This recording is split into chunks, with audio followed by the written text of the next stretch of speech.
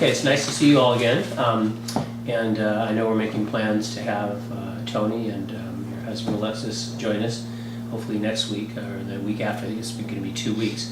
So in the meantime, I want to have a chance to kind of go over some things with you, and then we'll also go over it with the two of them as well. And I'll probably just see them, the two of them, and give them the same information. Okay. So one of the things I want to talk about is one of the challenges, one of the tasks of families with kids your age, you're a young adult and so is your brother, but in adolescence, one of the things that'll help you make you happy when you're older, like in your early 20s, is if you can be self-maintaining, have one good friend, and stay out of jail.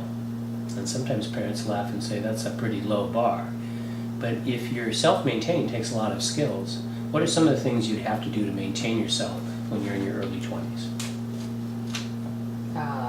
Like have money. Yeah, make money. A job.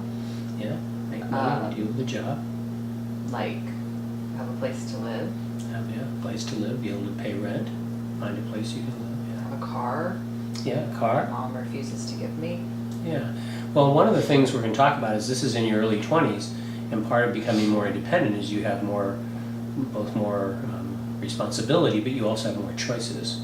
So, one of the hopes you can get a good enough job that'll make you more money per hour with less unemployment, and also something that helps you pay the bills, and you'll learn to do a budget and live within your means. And if you can do that, if you can be self-maintaining in addition to your health and other things, going to sleep on time, taking care of a lot of stuff, and taking care of your house, your apartment, those are things that are going to make you happier because you'll be more settled and more secure, and you'll kind of know that you've got a place to go home, food in the pantry, and that your bills are paid. So a lot of times you're looking at the skills you need to become self-maintaining. Secondly is having one good friend, and a lot of people say, well, duh, but it's one good friend really helps you. Is a good hedge against mental illness, depression, and anxiety, because you have somebody to share your life with, somebody to talk to, somebody to listen to. But it also requires skills. You have to be able to listen effectively, express yourself effectively, take some self-control, because if we get too angry at our friend or say something really mean, it can really affect the friendship over a long period of time. So what if she doesn't see her friends anymore because all she sees is Nate? He is my friend. Sure. He is all those things that you just said. What's interesting is that, and of course I've we're heard talking your arguments with him. Sure. So if I can interrupt, today I'm going to talk more than usual. Look forward to listening to you a lot more in the next session. But some things I just need to get out so you can understand them. And one of them is that it's one good friend, and sometimes it's our spouse or our partner, and sometimes it isn't. And sometimes you can have more than one good friend. So You don't even have any friends. well, I think that's something we can talk about. Okay?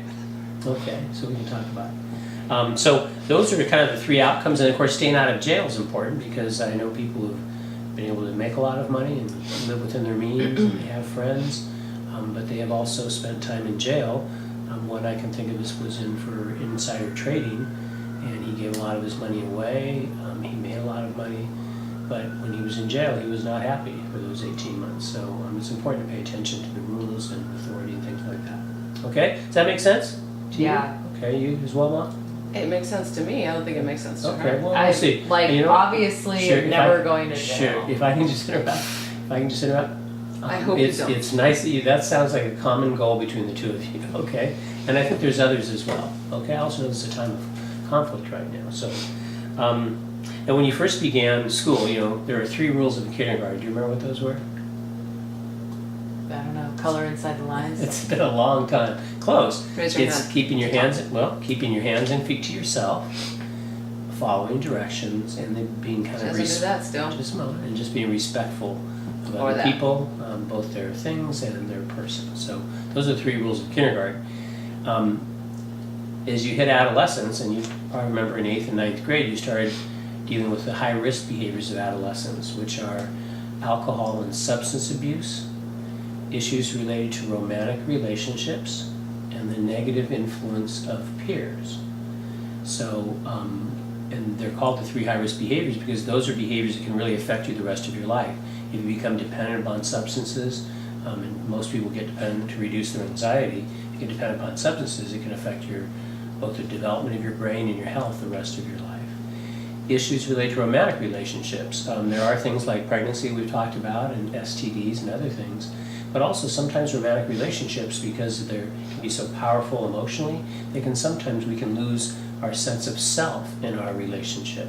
And it's important typically to be able to follow your own path, what's best for you, and not to completely give up yourself to another person. So issues related to romantic relationships can sometimes, if kids have relationships too early, like in the first couple of years of high school, before they've really set their goals and made friends, romantic relationships can sometimes really cause problems in the long run. See, I didn't meet him, Sure, and so I didn't okay. even get You're to go. still in high Sure, school. sure. You haven't even He said graduated early. from high Sure. school. He Oh, said God. early. Can we just It's interrupt? not early. I'm almost This is what she does. I graduated. know. In just a moment. we're Almost? going- He said it. Sure. They He said you said might it. not graduate. Okay, so let me just interrupt That's for not just almost. Let me just interrupt for a minute. In a moment, we're going to have a chance to go back through your shutdown and write-downs from last week.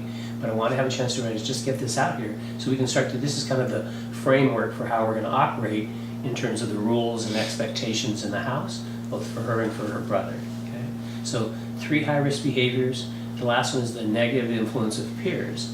And that's because it could be something as simple as maybe you want to be an artist and you're really good at art, and your best friend's really good at math. And she might be saying, you know, art, you're not going to make any money in art, come to math. So that could negatively influence you, because there are jobs in art, and it might be something that's really good for you. So being able to maintain a sense of self with our friends, maintain a sense of self with romantic relationships, and also having a sense of ourselves, developing our sense of self, and ability to handle anxiety and other things without drugs or alcohol is really important. Does that make sense? There's 3 protective factors that help you protect from these high-risk behaviors. One is being really good at something. So if you're a great dancer, a great artist, you're good at sports, or academics, those are things that can, you've got something going on, you've got some goals right in there because you're really good at it. It gives you self-esteem, also gives you a chance to do things that you like to do, and you're less likely, that self-esteem makes you less anxious, which means you're less likely to engage in the high-risk behaviors. So being really good at something. The other thing is if you have friends who really care as much about you as they do themselves, and that's hard to find even as adults, because a lot of times people have trouble really caring for someone else that much. It's hard in high school because kids are usually developing so fast, they're pretty anxious, sometimes they can be self-absorbed, and it's difficult to really think of your friends, especially if it goes against what you want for yourself. So being really good at something, having really good friends. But the number one protective factor is having a strong, open, and trusting relationship with a credible adult. And most kids, according to the surveys, would like that adult to be a parent, which kind of surprises me, but I think it also speaks to the fact that we'd like to get this information from somebody that loves us and somebody who seems to have credibility.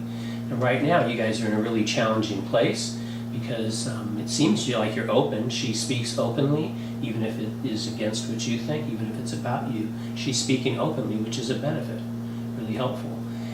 It's open. I don't know how strong your relationship is. We'll find out more about it. And it's important that she be able to trust that the information you give her is credible, that it's not just something that comes from your emotions, but really comes from facts. It does come from No, facts. absolutely. So we'll talk more about that, okay? And I can sense your anxiety right now, and I really appreciate that. I've been talking a lot, but this is kind of establishing the framework, and then we're going to have a chance to move forward to talk about more things.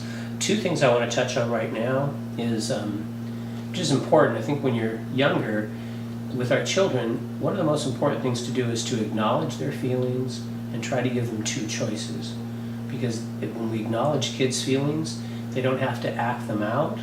And sometimes we're pretty aware of our feelings even as we're getting older, and sometimes we're not. So it's important to acknowledge feelings, and of course in this place, with her being as old as she is and 18 and mature, you want to put that in the form of a question. How are you feeling right now? It seems like you're feeling this. Are you feeling this way? And then that gives her a chance to comment on it. And then sometimes you try to think of what are 2 choices you could provide her.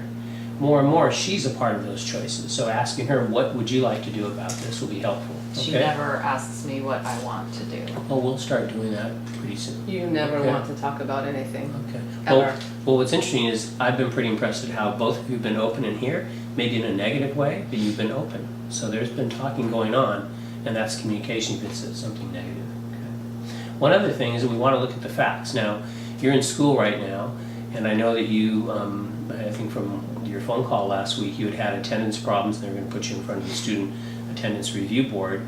But I know since you've turned 18, that kind of affects that mandatory going to school.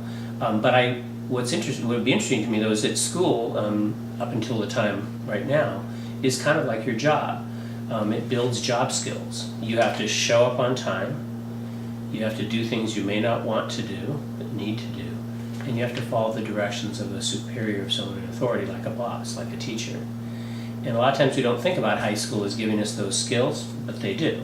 And the other thing is getting feedback on your grades, your effort, all of those things. Now those are from someone else's perspective, but it's always good to be able to try on information and see what you think fits and what doesn't. So one of the things we'll be doing is looking more at your grades, your attendance, and how you think you did in each of the classes. And I know you just got the progress report that was kind of negative, but it'd be interesting to go back and really kind of see, first of all, what you think about it, how it fits in with your goals and what you want to do, and also your perception of what's happening. That makes sense? Okay? So those are the main things we're going to talk about as we move forward. Any questions right now? Okay, let's get to your shutdown right